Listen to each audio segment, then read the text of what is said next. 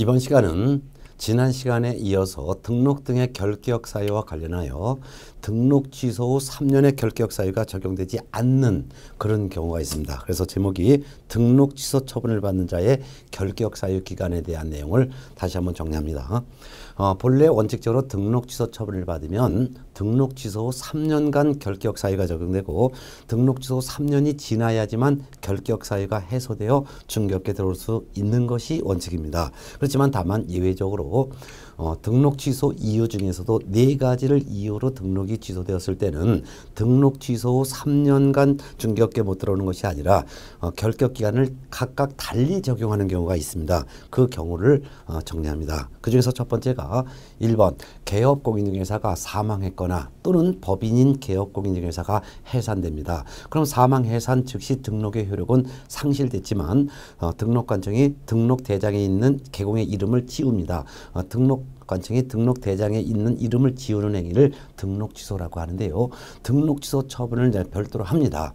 사망 해산 즉시 등록의 효력은 상실됐지만 등록 취소 처분을 나중에 별도로 합니다. 그러면 등록 취소 처분을 받으면 사망 해산을 이유로 등록 취소 처분을 받았을 때 3년 동안만 중개업계에 못 들어오고 3년이 지나면 중개업계에 들어올 수 있다. 이걸 적용할 수가 없죠. 그 이유는 개공이 사망해서 없어졌잖아요. 죽은 사람이 3년 지나면 다시 살아날 리도 없고 없어진 법인이 3년 지나면 다시 살아날 수도 없기 때문에 등록 취소 이유 중에서도 첫 번째 개공의 사망 또는 법개공의 해산으로 등록 취소 처분을 받은 경우에는 이때는 등록 등의 결격 사유 기간 자체를 적용할 수가 없고 그냥 영원히 중개업계에 못 들어온다라고 해야 되겠죠.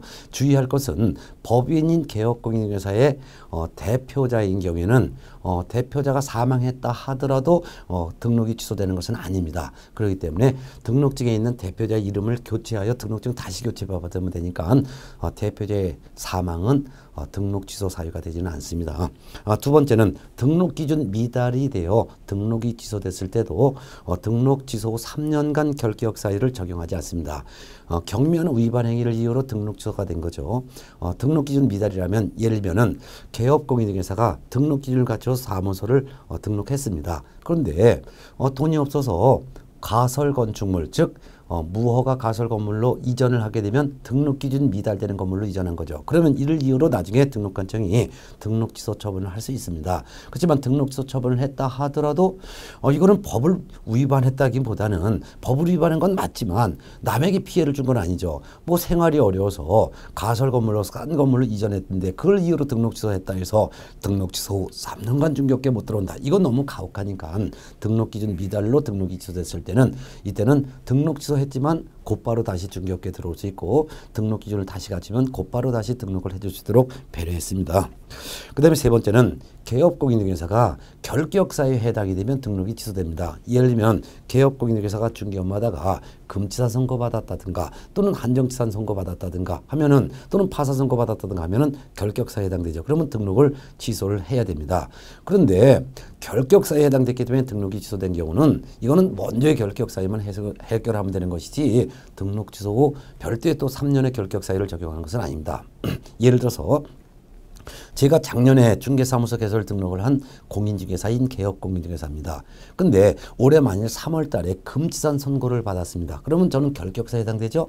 결격사에 해당됐기 때문에 5월 달에 등록이 취소됐다라고 가정하겠습니다. 하더라도 등록 취소 후 3년 지나면 중개업계에 다시 들어올 수 있는 것이 아니라 먼저의 결격사유인 금치산 선고 있죠. 이거를 해결시켜야 되는 거예요. 그래야지만 중개업계에 들어올 수가 있는 것이죠. 또한 다른 예를 들어볼게요. 뭐 여기서 보면 사례가 있습니다. 그래서 사례에서 박스 보면 징역 1년 집행유예 2년을 선고받아 등록 취소 처분을 받은 경우에는 집행유예를 받은 날로부터 2년간만 등록의 결격 사유가 적용된다 해놨습니다. 징역 1년 집행유예 2년을 받으면 집행유예 2년 동안 결격사에 해당되죠. 그럼 결격사에 해당된 것을 이유로 나중에 등록 취소 처분을 받았습니다. 그렇지만 등록 취소 받은 그날부터 3년간 중개업계에 못 들어오는 것이 아니라 먼저의 결격사유 기간인 집행유예 받은 날부터 2년간만 중개업계에 들어올 수가 없다 그 말입니다. 또한 사례 두 번째를 보겠습니다. 공인중개사법 위반으로 300만 원 이상의 벌금형을 선고받아 등록 취소 처분을 받은 경우에는 벌금형 선고받은 날로부터 3년간 결격사유가 적용되는 것이지 등록 취소 받은 그날부터 3년이 아닙니다. 자, 우리가 지난 시간에 공인중개사법을 위반하여 300만 원 이상의 벌금형 선고받으면 그 벌금형 선고받은 그날부터 3년간 결격사에 해당돼요. 그럼 결격사에 해당됐기 때문에 나중에 등록취소 처분을 하겠죠. 그렇지만 이때는 등록취소 받은 그날부터 3년간 중개업계에 못 들어오는 것이 아니라 먼저의 결격사유인 벌금형 선고받은 그날부터 3년간만 결격사유가 적용된다는 뜻입니다. 자, 네 번째는 폐업 신고 후 재등록한 개업 공인중개사가 폐업 신고 전에 공인중개사법 위반 행위로 인하여 등록이 취소된 경우 이때는 등록 취소일부터 3년에서 폐업 기간을 공제한 기간만 결격 사유가 적용된다 해놨습니다.